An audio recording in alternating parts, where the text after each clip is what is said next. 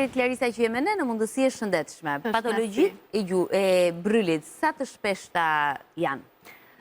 Patologjit e brylit faktikisht po bëhen sa vinë dhe po shtohen dhe përgjithsisht më përhapura është epikondiliti e thënë në gjuhën shkencore. E thënë në gjuhën popullore që shumica që dëgjojnë e njohin, quhet bryli i tenisit. Bryli i tenisit? Po.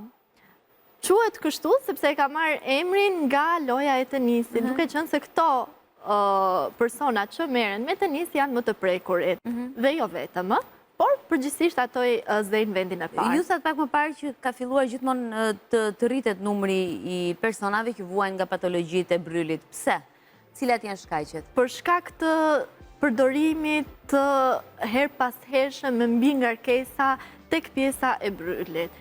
Në përgjithësi tani po shikojmë që po rriten dëmtimet në palestra për shkak të peshave që i bëjnë në mënyrë të pakontrolluar. Personat që punojnë në zyrë për kohë të gjatë, e zemë që punojnë 8 orë punë dhe gjatë gjithë kohës në kompjuter duke shkruar këto tendina lodhen dhe shtohen. Ka dhe profesionet të tjera, por specifikisht këto dy dhe sportistet janë specifikisht ato që preken më së shumti. Bëj një pyetje naive, po personat që mbajnë dhe përdorin shumë shpesh telefonin? Nuk mund të them që janë ndër më të prekurit, por jo, a preken? Preken, pa tjetër, por e bashkëngjitur edhe me faktor të tjerë, nuk mund tjetë vetëm kë. Mund të lodhen këto tendina, por nuk mund të qojnë në epikondilit. Në epikondilit mund të qojnë këto shkaqet e tjera, sepse vetë epikondiliti është mbi ngarkesë e tendinave, që her pas here këto përdoren dhe fiksojnë brenda tyre mikrotrauma. Përpasoj nuk një as mosh edhe as gjini? Nuk njeh gjini, moshën përgjithsisht 25 e deri në 60 vjeç, përgjithsisht. Cilat janë shenjat e para që shfaq epikondiliti? Shenjat e para që na referojnë edhe pacientët janë dhimbje e përqendruar tek zona e jashtme e brylit dhe tek zona e brendshme. Pra, në varësi, ka dy lloje epikondilitesh, po, epikondiliti i jashtëm dhe epikondiliti lateral. Varet gjithmonë se cila të kap më shumë.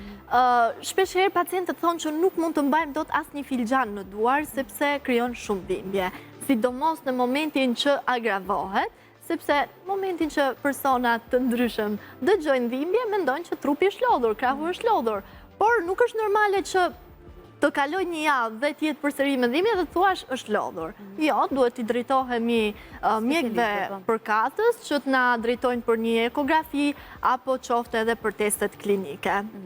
Në momentin që kupton që epikondiliti është shfaqur, cilat janë më pas hapat të tjera që ndërmerr mjeku, padyshim që në bashkëpunim me pacientin? Mjeku përgjithsisht rekomandon pas ekzaminimeve, rekomandon splinta që janë për mbajtjen e bryleve, varet gjithmonë nga rasti se si është, dhe akull.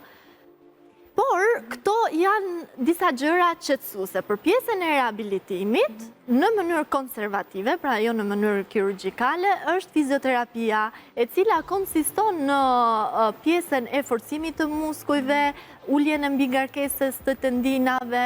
Ushtrimet janë specifike për epikondilitit dhe patjetër na ndihmojnë pak kësa edhe makineritë përkatëse, siç është ultrasoni tekri, për uljen e inflamacionit. Por ajo çka ne rekomandojmë gjithmonë që të vazhdojnë edhe në shtëpi, po edhe me ne që bëjmë janë ushtrimet, sepse ato të rehabilitojnë.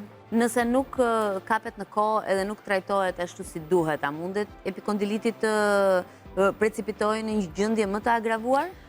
Kalon në një gjendje të agravuar dhe shpeshherë kalon edhe në ruptura tendinate, në këputje parciale ose totale.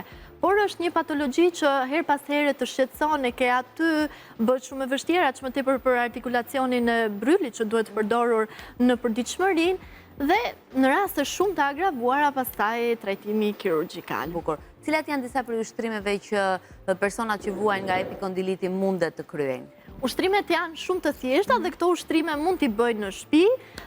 Si fillim duhet të vazhdojnë me një ngrohje të artikulacionit dhe të pjesës së tendinave, jo vetëm në shtëpi, po edhe në palestër për shembull. Nuk duhet të vazhdoni asnjëherë të bëni palestër apo aktivitet fizik pa ngrohjen e duarve. Ushtrimi I parë do bëhet dora në këtë lloj mënyre, kyçi ulet poshtë me dorën tjetër, dora duhet jetë drejt dhe ulet në këtë lloj mënyre. Kjo është një lloj shtriqje e dorës, si themi në gjuhën popullore. Po. Dhe po ta vejnë më re, të gjitha tendinat zgjaten dhe ndihmon në pjesën e epikondilitit të brendshëm, që ndodhet këtu. Pra tendinat marrin receptor dhe dal nga dal ato qetësohen. Rekomandoj që të përsëritet 10 herë. Në I njëjti ushtrim, por në një pozicion tjetër, dora në këtë lloj mënyre dhe tërhiqet për lart. Mbahet 10 sekonda. Disa herë. Pastaj, për ato që kanë një tomë shtëpi, besoj mund ta kenë gjithë, vendoset dora në këtë lloj mënyre, shtrëngohet pjesa e topit, topi rekomandoj që të jetë I butë dhe lëvizet kyçi në këtë lloj mënyre. Para mbrapa dhe po ta shikojmë, ne kemi një lëvizje të tendinave këtu. Jo në mënyrë të agravuar dhe jo në mënyrë improvizive. Pastaj, në klinik ne kemi disa pika që konsistojnë në lirimin e këtyre tendinave. Pika parë është tregish poshtë artikulacionit të brylit dhe bëjmë një terapi manuale të lehtë në mënyrë të moderuar, dal nga dal për lirimin. Pastaj mund ta mbajmë 30 sekonda deri në 60, në varësi se sa pacienti e ndjen. Pika parë është këtu, pika tjetër ndodhet tek epikondiliti. Pastaj, për lirimin e fashës, ne përdorim këto lloj teknikash. Këtu pastaj mund përdorim edhe tek kërterapin për uljen e inflamacionit. Pastaj, me një shishe ujë, sepse jo të gjithë mund ta kenë girën në shtëpi, dora vendoset në këtë lloj mënyre dhe bëhet kështu. Pra, drejt dhe pastaj në mënyrën laterale. 20 herë. Gjithmonë nëse na lejon, sepse dhimbja mund të jetë paksa e agravuar në disa raste gjithmonë.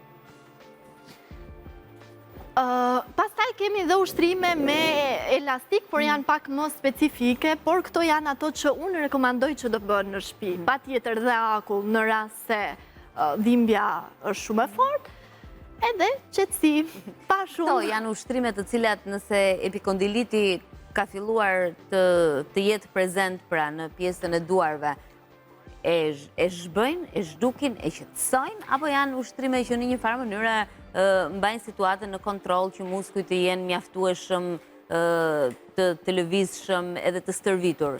Këto ushtrime jo vetëm se mbajnë situatën në kontroll, por edhe na ndihmojnë për një rikuperim shumë të mirë në rast se është në fazat e para, sepse konsistojnë në forcimin e tendinave, në shpërndarjen e receptorëve. Patjetër duhet të bëhen në vazhdimsi, jo 2-3 ditë qetësohen dhe pastaj harrojmë. Cili është ai gabim që ne shpeshherë bëjmë ndoshta edhe në palestër apo edhe në përditshmërinë tonë, duke e munduar gjithmonë më shumë epikondilitin edhe duke lodhur gjithashtu edhe duart? Ngritja pa taktik e peshave dhe jo në nivelin e duhur. Pra, nuk mund të ngrihen 50 kg zemë me artikulacionin e brylit, sepse nuk e ndjen tani, sa ajo është ngrohtë, por në ditët në vijim, pas një kohe të caktuar, pastaj patjetër që ajo jep sinjalet e veta. Ju pak më parë thatë që një prej gabimeve më të shpeshta që bëjmë, teksa jemi gjatë stërvitjes apo në palestër, është që nuk bëjmë një stretching të mirë, pra një nxemje më të mirë të muskujve të duarve. Si duhet të bëhet? Se ne në base në koshiencën tonë mendojmë që mund ta bëjmë, po a ndodh që të bëhet gabim, apo ndodh që të neglizhohet për mungesë informacioni? Mund të jenë disa mobilizime të thjeshta siç janë këtu, hapja e krave, rrotullimi I tyre, sepse edhe krahet patjetër na ndihmojnë që të ngrohen dhe të shpërndajnë receptor, zgjatjet në këtë lloj mënyre, lëvizja e duarve në këtë lloj mënyre për një 5 minuta. Po, shumë bazike.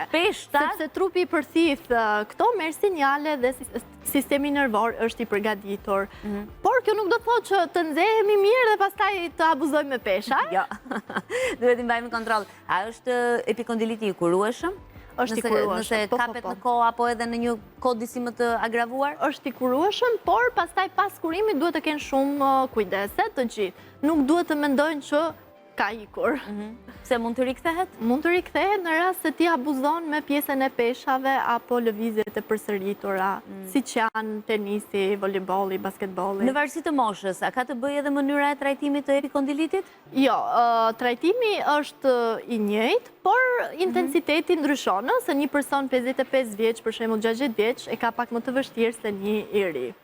Dhe në rast se ka komplikacione me shëndetin si tumoret apo problemet me zemrën, nuk mund përdori makineritë, vetëm ushtrime. Por mundet jetë në pra më i përballueshëm edhe më shpejt i kurueshëm kur jenë në një moshë më të re? Po, sepse vetë mosha, trupi e përthisë më shpejt mundësinë, dhe jep mundësinë që të kurohet më së shpejti. Mirë, Clarisa Bala, unë të falenderoj shumë që ne të kishim sot në programin tonë edhe mbi të gjitha për të gjithë informacionin që ndave, ke qenë për gjithë këtij sezoni me ne, ndaj shumë faleminderit sepse hëna është hëna e shëndetit, kështu e hapin sepse është ajo pikë e rëndësishme ku të gjithë ne duam informacione dhe duam të mësojmë gjithmonë më shumë, e aq më tepër të kemi në kontroll situatën tonë shëndetësore sepse ku ka më mirë të mos agravojnë problematika të tilla. Faleminderit. Faleminderit. Tani do të vi Antoneta dhe do të kalojmë në një tjetër kënd të studios në një tjetër rubrikë.